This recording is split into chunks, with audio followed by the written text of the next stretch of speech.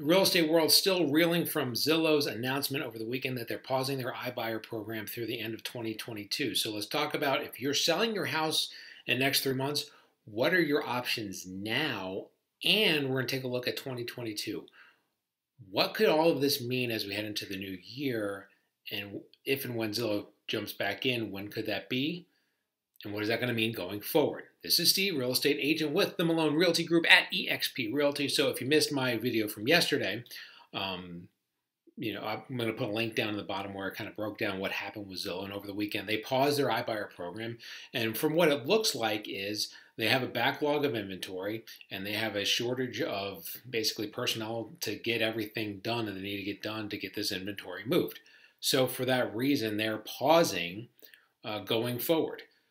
From some of the stories that we're seeing from inside, I mean, it looks to us like that is what's happened. They have a backlog, and they need to get rid of this backlog of inventory.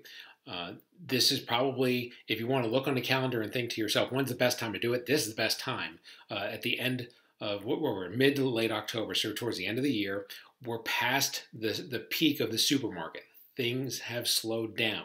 Okay, we're again still in a seller's market. Basically, in all markets across the country, it's a seller's market. But that being said, it's not the crazy hair on fire market that we had just a couple of months ago, back in March, April, and May. It has definitely slowed down. So that being said, things are taking a little bit longer, especially in some of the higher price points.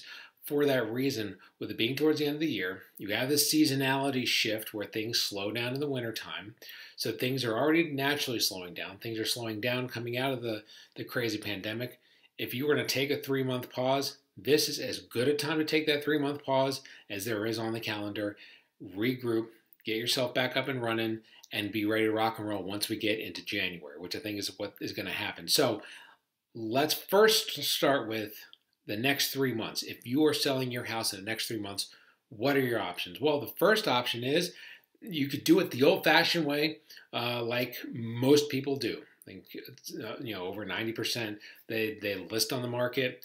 With our team, what we do is we provide. We have what we call the maximum equity plan, where we come in with our cleaners, we clean the house. Our stagers come in, stage the house, they bring in pieces if they need to. We have our videographer / photographer. He takes the pictures and the drone videography, so we push it all the marketing. We do the full blitz. Get our folks top dollar for their house. So whatever version of that there is, you can go on the market. And what we tend to find is that's really the best way for you to maximize the equity in your home. That being said, some people want to hit the easy button. And with some of these iBuyers, they've been able to provide pretty close to market, if not slightly above market price in some areas for some of these houses. So looking at the iBuyer space, yes, there are still iBuyers in the game. So as of right now, Open Door checked in yesterday. They said, yes, they're still moving forward through the end of the year. OfferPad, another one of the iBuyers, they're going. Redfin, another one of the iBuyers, they're going full throat. So really right now, the top 4 iBuyers are Zillow, Open Door, Redfin, and OfferPad. Those are the top 4. With Zillow probably being the number 1 and Open Door being a close number 2. So it's very interesting that now that Zillow has dropped, Open Door is now, of all of them right now, is probably the clear number 1 iBuyer opportunity that people have out there. So for that reason, one of the things that Open Door and Zillow were doing was they were having kind of a back and forth. They were trying to beat each other out to get market share. So for the next 3 months, Open Door doesn't have Zillow to compete with. So that being said, I don't know if there's been an announcement, if there's been an official change or not, but I would think that Open Door probably is not going to offer quite as high a prices on some of their offers as they were just a couple weeks ago, because the market's changing and because they don't have the competition from Zillow. That would be my guess. I don't know the inside information on the company. I would still think that from a customer service standpoint and from an equity standpoint, you're still going to do better, get better service by going through a full service brokerage. But sometimes people they want to hit the easy button and they want to cash out and move. if that's the case, there are still iBuyers that are in the game. And our team, we're with EXP. We work with express offers. So we work with several cash buyers as well. Express offers is still rocking and rolling right now. We still have people. So for our clients, we can work with any of the iBuyers. If that's what our people want, we can work with express offers. We can work with any of the other iBuyers. We can represent our people to be sure they're getting the best deal possible. Because at the end of the day, that's what this is all for: is to put the consumer in the best spot to get the best deal, get the most money, get the least hassle, all that stuff. So iBuyers are still in the game. They're still moving forward over the next couple of months. But I still think right now your options are you can sell it the old-fashioned way, list it, get on the market, or you can work with one of those iBuyers. There are other programs too where you can, let's say, you don't want to move until you find the next house.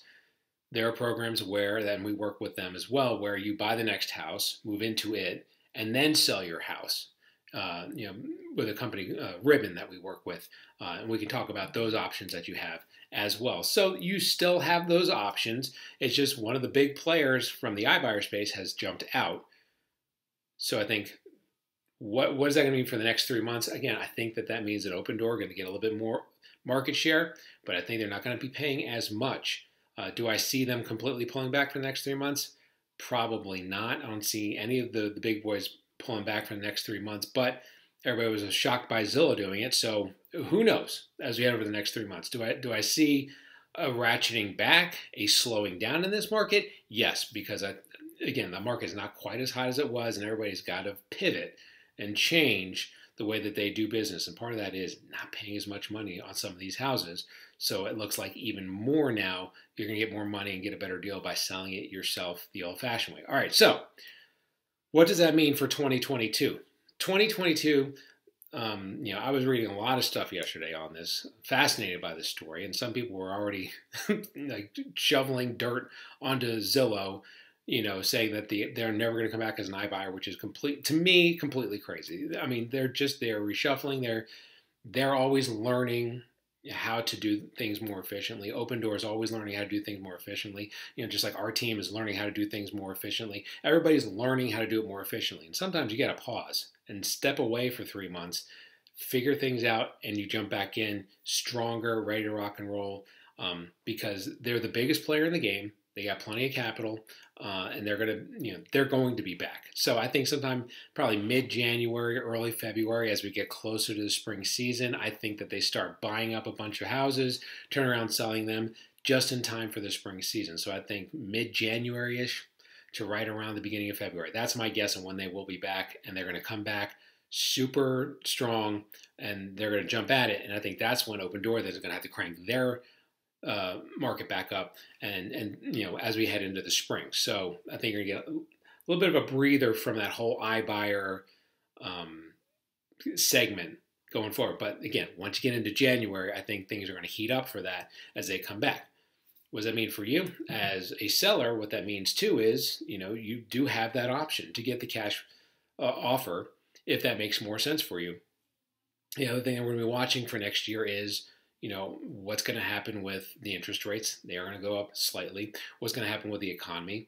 It's still kind of up in the air. We were expecting things to slow down this fall because seasonality, that's what happens. Things slow down in the fall. It didn't last year because last year we had the coronavirus. We had 2 months off in spring from buying and selling. And once we ramped back up at the end of May, that wave went all the way through fall, all the way through winter, all the way to about May or June. And then it receded. And now we're in that seasonal drop. So we're expecting things to come back once we get into February and March and April. Things should tick back up. So we're going to have to see if it ticks back up, because it'll be the first real seasonal adjustment we've seen in a couple years, because last year we were in the middle of pandemic crazy. Everybody coming back. The year before that, we started the pandemic and we had kind of that lull. So this is going to be the first kind of real spring, so to speak, that we've seen in 3 years. So we're going to have to see if everything kind of rumbles back to life and comes back to life for next year. So that's my prediction for 2022 to start. I think that Zillow jumps back in. I think that the iBuyer program gets cranked back up to where it was. and then we're going to be seeing things jump back up once we get into spring. Still think the economic indicators are that it's going to be a strong season next year, 2022.